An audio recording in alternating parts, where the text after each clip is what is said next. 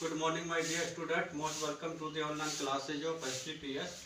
In this video for 12th class in physical education subject, I am teaching you disorders and disabilities.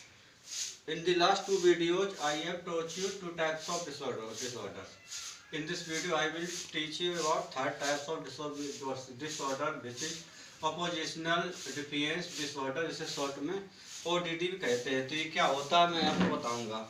देखिए, oppositional deficient disorder is a side or group of behavior disorder called disrupted behavior disorder. इसे disrupted behavior disorder कहा जाता है. It is called by this name. इसे इस नाम से पुकारा जाता है because क्योंकि children who have these disorder, बच्चे जिनमें ये disorder होता है always tend to disrupt those around them. हमेशा उन्हें प्रवृत्त होते हैं, उन्हें डिस्टर्ब कर देते हैं उन लोगों को जिनके चारों तरफ होते हैं. Oppositional deficient disorder is one of the most common mental health disorder होता है found in children and adolescents, जो children और adolescents में पाया जाता है. इसके बाद physician defined disorder, जो physicians होते हैं वो इस disorder को define करते हैं as a pattern of disobedient, hostile and defiant behavior directed towards authority figures.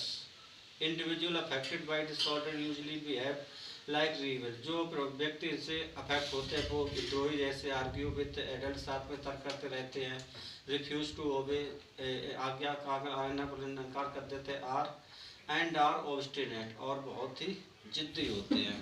तो दिस इज द ओडीडी. इसके बाद काउजेज ऑफ ओडीडी, क्या कारण होते हैं? Causes of ODD, oppositional defiance disorder.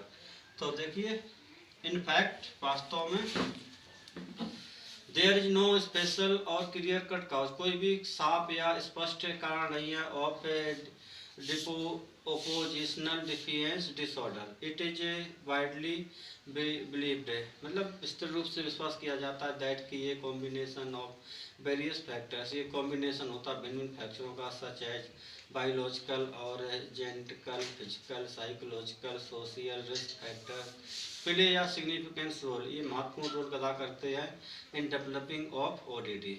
The various causes and factors of ODD are stated below. पहला दिया गया. फर्स्ट हो गया आपका जेनेटिक कारण, जेनेटिक काउज. इसमें क्या लिखोगे? देखिए, childrens are more susceptible to develop ODD if they have a parent, अगर उनका माता पिता होता है with history of ADHD और ODD.